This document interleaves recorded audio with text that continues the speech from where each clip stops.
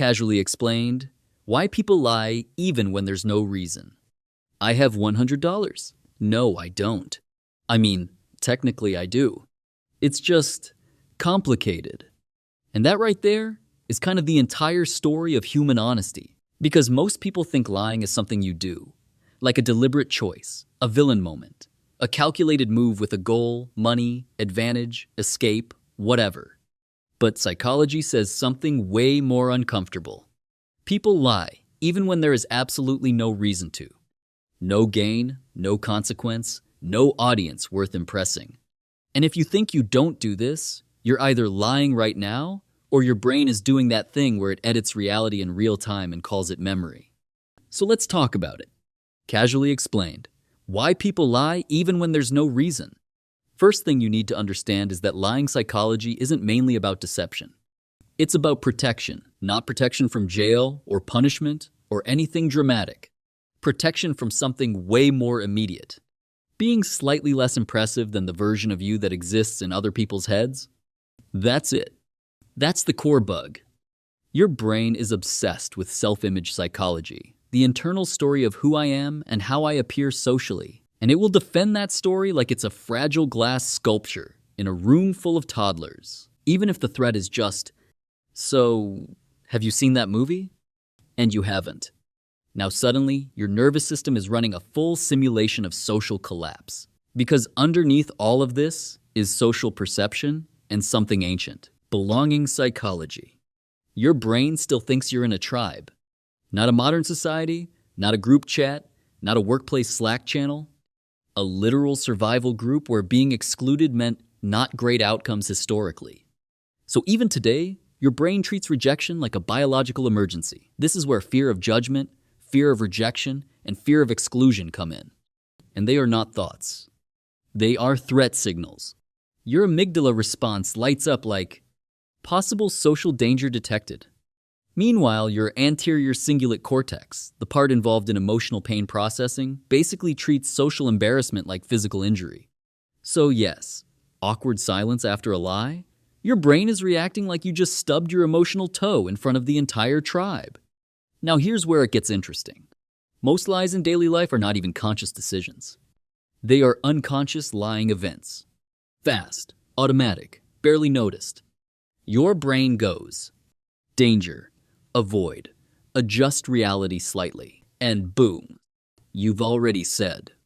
Yeah, I've read that book. You didn't plan it. You didn't debate ethics. You just socially optimized the situation. That's automatic psychological responses, doing what they evolved to do. This is where social anxiety psychology quietly enters the chat. Because for some people, the nervous system is already on higher alert in social situations. So even tiny interactions trigger emotional threat perception. Not I am in danger, danger. More like, if I answer incorrectly, I will become slightly less acceptable as a human being, which sounds ridiculous logically. But the brain and deception system doesn't care about logic. It cares about emotional safety. Now let's talk about something sneaky. White lies psychology. These are the harmless ones. I'm fine. I'm almost there. This makes sense. I totally remember you. These are not evil lies. They are coping mechanisms. They smooth social friction. They reduce conflict. They maintain social harmony instinct. Because humans are basically wired to prefer everything is okay over honest but slightly uncomfortable truth. That's conflict avoidance behavior. And honestly, it works until it doesn't. Now here's where things get deeper and a bit more annoying. Your brain is constantly rewriting your own story. This is reconstructive memory. Not a recording, not a replay, a rebuild. Every time you recall something, your brain reconstructs it using current emotions, biases, and self-image needs. So over time, memory distortion happens naturally.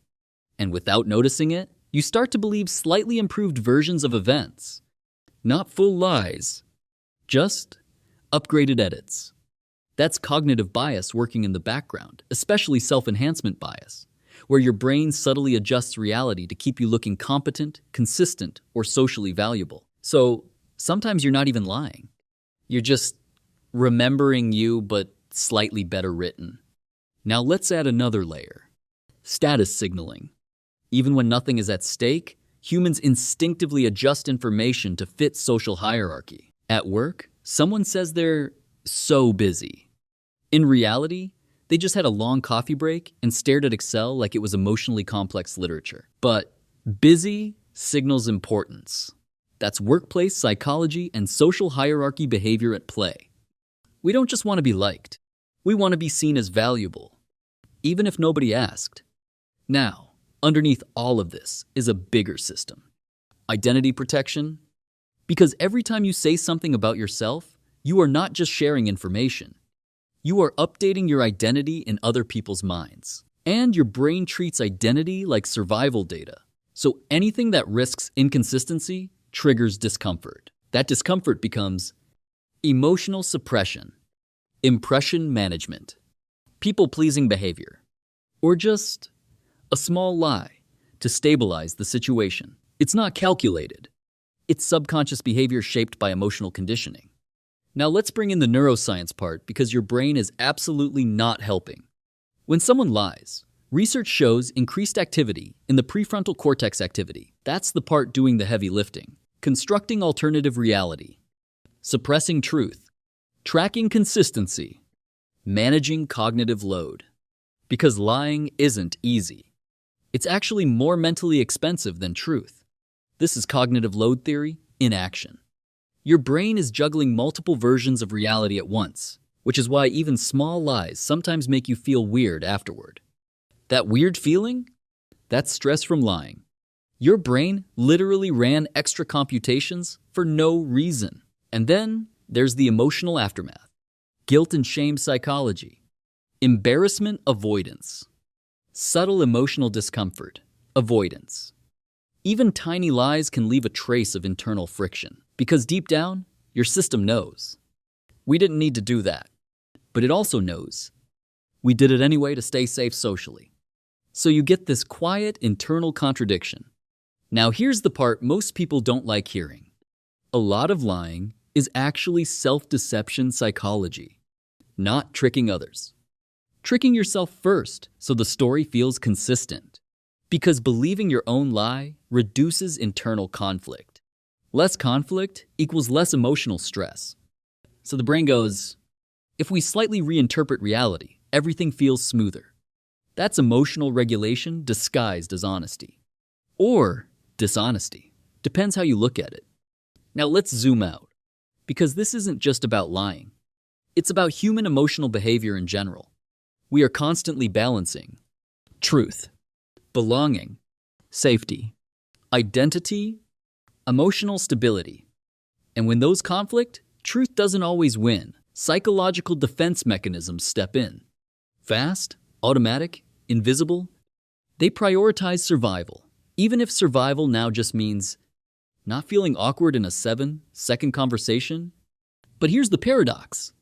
The more someone relies on unnecessary lying, the more internal tension builds. Because the brain has to track inconsistencies. And that increases stress, reduces trust in relationships, and slowly weakens self-respect psychology. Not because people are bad, but because internal coherence starts to erode. If your words and reality drift too far apart, your own system starts feeling unstable. And this is where emotional intelligence comes in. Not as a moral idea. As a regulation skill, the ability to tolerate. I might look slightly awkward right now. Without immediately correcting reality to fix the feeling, that's emotional resilience. That's self-awareness psychology. And it's basically the opposite of automatic lying. Now, the interesting conclusion is this. People don't lie because truth is hard. They lie because emotions are fast. And truth requires a brief moment of discomfort before it settles. That moment is where the entire system activates. Fear of judgment, fear of rejection, social anxiety, psychology, amygdala threat response, identity protection behavior, and learned childhood coping mechanisms, all firing in less than a second. So the lie slips out before conscious thought even joins the conversation. But here's the part that changes everything. Most of this is not fixed. It's behavioral adaptation, neural pathways built over time. which means the brain can also learn. I can tolerate this discomfort and still stay socially safe. And slowly, the need for distortion decreases. Because when there is psychological safety, honesty becomes easier automatically. No forcing, no moral pressure. Just less fear. So the next time you catch a small, unnecessary lie, yours or someone else's, don't overthink it as character. Think of it as a system response. A tiny moment where emotional discomfort, avoidance, overrode, truth expression. And the brain chose the fastest route to social stability.